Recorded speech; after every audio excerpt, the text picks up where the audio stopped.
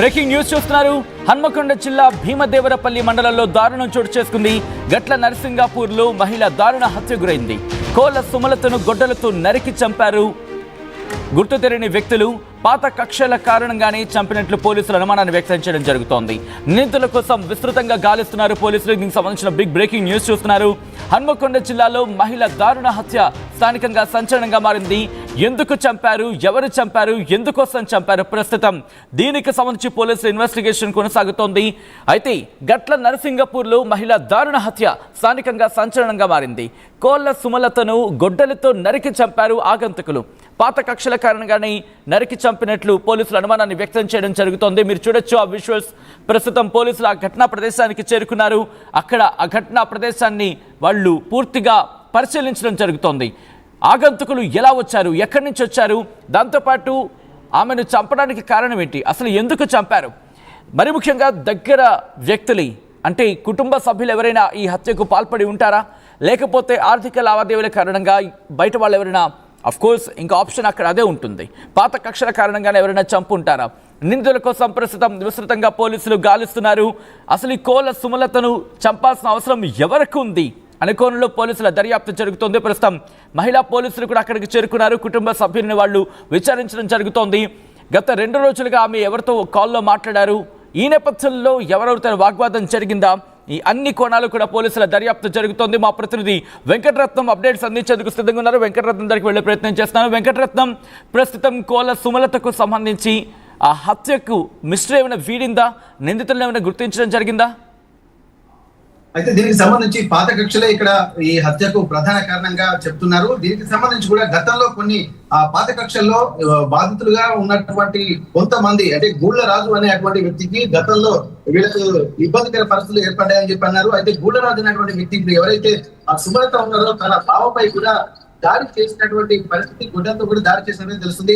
అవన్నీ దృష్టిలో పెట్టుకున్న తర్వాత మళ్ళీ కొద్ది రోజుల తర్వాత వాళ్ళ సుమలత కొడుకు వెంకటేష్ తనపై కూడా దాడి చేసినట్టుగా తెలుస్తుంది గుల్లరాజు అనేటువంటి వ్యక్తి. ఈ 2 ఘటనలకు సంబంధించి కూడా వీళ్ళు పోలీస్ స్టేషన్ లో ఫిర్యాదు చేశారు. గతంలో ఆ ఫిర్యాదు చేసినటువంటి క్రమంలో కూడా పోలీసులు దీనిపై తీవ్రంగా స్పందించినట్టుగా తెలుస్తుంది. అయితే ఇది మనసులో పెట్టుకున్నటువంటి గుల్లరాజు అనేటువంటి వ్యక్తి ప్రస్తుతానికి ఇప్పుడు హాలిడేస్ కాబట్టి సుమలతకు సంబంధించినటువంటి ఒక కొడుకు, కూతురు, అలాగే భర్త, వీళ్ళు ప్రస్తుతానికి అయితే ఊళ్ళో లేరు. వాళ్ళ అమ్మమ్మ వాళ్ళ ఇంటికి వెళ్ళినట్టుగా తెలుస్తుంది. అమ్మమ్మ వాళ్ళ ఇంటికి వెళ్ళిన సమయంలో నిన్న మధ్యాహ్నం ఆ పిల్లలతో కూడా ఫోన్ లో మాట్లాడేది. అయితే ఇవన్నీ దీనికి సంబంధించి కోర్టులో కూడా కేసు నడుస్తుంది. ఏది సుమలతకు సంబంధించి, అలాగే గూళ్ళ రాజుకు, వీళ్ళ ఇద్దరి మధ్య ఉన్నటువంటి వైరాలకు సంబంధించి కూడా పోలీస్ స్టేషన్ లో వినకపోవడంతో అది కోర్టు వరకు వెళ్ళింది. ఆ కోర్టు వరకు వెళ్ళిన తర్వాత ఆ కోర్టులో ఈ రోజు అంటే ఈ నెల 11వ తారీఖు హియరింగ్ ఉంది. అయితే ఇందులో సుమలతనే ప్రధాన సాక్ష్యంగా ఉంది. అయితే సుమలతకు గూళ్ళరాజు కూడా ఇక్కడ సాక్ష్యం కొద్దిగా చెప్పడానికి కూడా కొంత తను అంటే కొంత ఆలోచనలో పడింది, అనుకూలంగా ఉండాలి అన్నటువంటి సూచనలు కూడా చేసినట్టుగా తెలుస్తుంది. ఎందుకంటే తర్వాత కాంప్రమైజ్ అవుతామన్నటువంటి విషయంలో కూడా తను మాట్లాడినట్టుగా తెలుస్తుంది. అయితే తన బావ మీద, అలాగే తన కన్న కొడుకు మీద దాడి చేసినటువంటి సమయంలో ఎట్టి పరిస్థితుల్లో ఇక్కడ ఉపయోగించలేదు, ఖచ్చితంగా తను సాక్ష్యం చెప్పే తీరుతుందని తను కూడా ఫీల్ అయ్యారు, అనుకుంది. ఆ తర్వాత కూడా గూళ్ళరాజుకు ఖచ్చితంగా శిక్ష పడక తప్పదు అన్నటువంటి భావించినటువంటి గూళ్ళరాజు అనేటువంటి వ్యక్తి ఈమె అంటే పాత కక్షలే ఇక్కడ ఇంట్లో ఎవరు లేని సమయంలో నిన్న దారుణంగా హత్య చేసినట్టుగా సమాచారం. ప్రస్తుతానికైతే దీనికి సంబంధించి ఆ గూళ్ళరాజు సుమలత యొక్క భర్త, అలాగే కొడుకు వెంకటేష్, తన కూతురు కూడా నిన్న పోలీస్ స్టేషన్ లోకి వెళ్ళారు. ఈ సంఘటన మధ్యాహ్నం 12 గంటలకు జరిగింది. ఇంట్లో ఎవరు లేని సమయంలో ఈ వ్యవస్థ అంటే పోలీస్ స్టేషన్ లో కేసు నమోదు కాగానే అక్కడ ఉన్నటువంటి డీసీపీ సలీమా, అలాగే ఏసీపీ స్థాయి అధికారులు, పోలీసులు, అంటే స్థానిక పోలీసులు కూడా వచ్చి సంఘటన స్థలాన్ని మొత్తం పరిశీలించారు. ఆ పరిశీలించిన తర్వాత దీనికి సంబంధించి ఒక ప్రాథమిక నిర్ధారణకు వచ్చారు. ఇప్పుడు ప్రస్తుతానికైతే గూళ్ళరాజును పట్టుకునేటువంటి పరిస్థితిలో ఉన్నారు. తను పూర్తి సమాచారం ఇంకా పోలీసులు చెప్పట్లేదు. తనను అరెస్ట్ చేశారా లేదా అన్నది కూడా ఆలోచించాల్సినటువంటి అంటే విషయం తెలవాల్సి ఉంది. అయితే దీనికి సంబంధించి పాత కక్షలే, అంతకు మించి మాకు వేరే వైరం కూడా ఎక్కడ లేదు అన్నటువంటి సమాచారం కూడా భర్తతో పాటు అలాగే కూతురు కొడుకు ఈ సుమలత గతంలో కూడా చెప్పినట్టు మనకు ప్రాణభయం ఉన్నా అన్నట్టు కూడా వీళ్ళు చెప్పారు. ఎందుకంటే మామూలుగా ఉన్నప్పుడే గొడ్డలతో గతంలో కూడా తన బావపై కూడా దాడి చేశారని చెప్పి అంటున్నారు. తర్వాత కన్న కొడుకు మీద కూడా దాడి చేశారు. ఎప్పుడైనా తమకు ప్రమాదం ఉంటుందన్నటువంటి భయాందోళన వ్యక్తం చేస్తూనే ఇక్కడ పోలీస్ స్టేషన్ లో కేసు నమోదు చేసేసరికి పోలీసులు తీవ్రంగా రాజును హెచ్చరించినట్టుగా సమాచారం. ప్రస్తుతానికి ఈ నెల 11వ తారీఖు కోర్టులో హియరింగ్ ఉన్నటువంటి నేపథ్యంలో తను లేకుండా చేస్తేనే మళ్ళీ తను బయటపడతానన్నటువంటి ఆలోచనతోటి హత్య చేసి అని చెప్పి కుటుంబ సభ్యులు పోలీస్ స్టేషన్ లో మళ్ళీ నిన్న ఫిర్యాదు చేశారు. అందు గురించి పోలీసులు కూడా అక్కడికి చేరుకుని దర్యాప్తు చేస్తున్నారు సచిన్. సో ఈ కోణంలో ఎందుకంటే ఇటు కుటుంబ సభ్యులను విచారించే ప్రయత్నం జరుగుతోందా? మీరన్నట్టుగా సాక్ష్యానికి సంబంధించి ఒక ప్రశ్న తలెత్తుతోంది. ఎప్పటికి ఎవరినైనా అదుపులోకి తీసుకున్నారా, లేకపోతే ఆ ఇన్ఫర్మేషన్కి సంబంధించి పోలీసులు ఏమంటున్నారు వెంకటరత్నం? అయితే దీనికి సంబంధించి కూడా పోలీసులు రాజును అదుపులోకి తీసుకున్నట్టుగా సమాచారం, కానీ కన్ఫర్మ్ చేయలేదు వాళ్ళు. కాకపోతే ఏంటంటే ఇప్పటి వరకు వేరే పాత కక్షలు కూడా ఎవరికి లేవు కాబట్టి ఇంకా మర్డర్ చేసేంత స్థాయికి అంటే వెళ్ళాల్సినటువంటి అవసరం ఈ ఒక్క అతనితోటే తప్ప మాకు వేరే ఆ ప్రత్యర్థులు కూడా ఎవరు లేరని చెప్పి కుటుంబ సభ్యులు ఆరోపించడము, దాని తగ్గట్టే దీన్ని దృష్టిలో పెట్టుకుని పోలీసులు కూడా అదే కోణంలో కూడా విచారణ చేస్తున్నారు.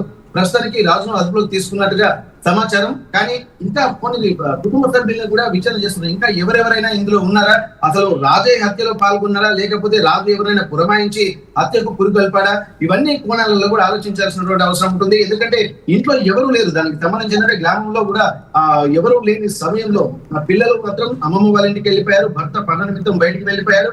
ఇంట్లో ఒక్కటే ఉన్నటువంటి సమయంలో ఏం జరిగింది అన్నటువంటి కోణంలో కూడా ఆలోచించాల్సింది. మెయిన్ ఈ 11వ తారీఖు హియరింగ్ ఉన్నటువంటి దాన్ని దృష్టిలో పెట్టుకునే ఈ హత్య జరిగినట్టుగా ఇక్కడ అంటే కుటుంబ సభ్యులు ఆరోపిస్తున్నారు. ఈ కుటుంబ సభ్యుల పిటిషన్ నిమిత్తం కూడా పోలీసులు అదే కోణంలో కేసు నమోదు చేసుకుని దర్యాప్తు చేస్తున్నారు. ప్రాథమికంగా మాత్రం గతంలో ఉన్నటువంటి గొడవలు పోలీసుల దృష్టికి కూడా వచ్చినటువంటి నేపథ్యంలో ఆ కోణంలోనే ఎక్కువగా ఆలోచించేటువంటి అవకాశం ఉంటుంది. ఇప్పుడు ప్లస్ ఇందులో ఒకవేళ మర్డర్ జరిగినటువంటి అంటే పదునైన ఆయుధం గొడ్డలతో దాడి చేసిన తర్వాత ఈ హత్యలో ఎవరెవరు పాల్గొన్నారు, ఎంతమంది ఉన్నారు అన్నటువంటి కోణంలో ఆలోచిస్తున్నారు.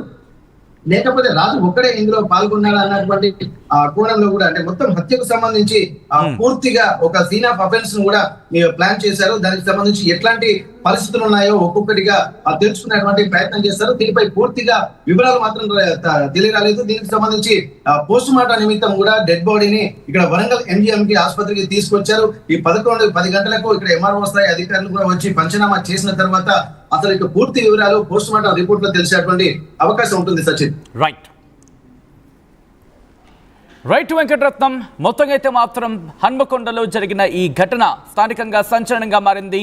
హన్మకొండ జిల్లా భీమదేవరపల్లి మండలంలో ఈ దారుణం జరిగింది. గట్ల నరసింగాపూర్లో మహిళ దారుణ హత్య స్థానికంగా సంచలనంగా మారింది.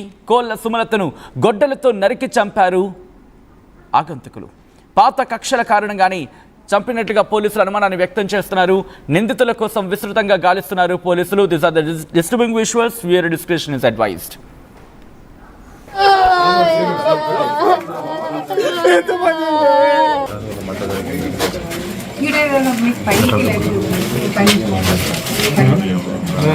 బాడీలో చూపించడానికి ఆమెకి ఇక్కడ మొత్తం చూడడం కోసం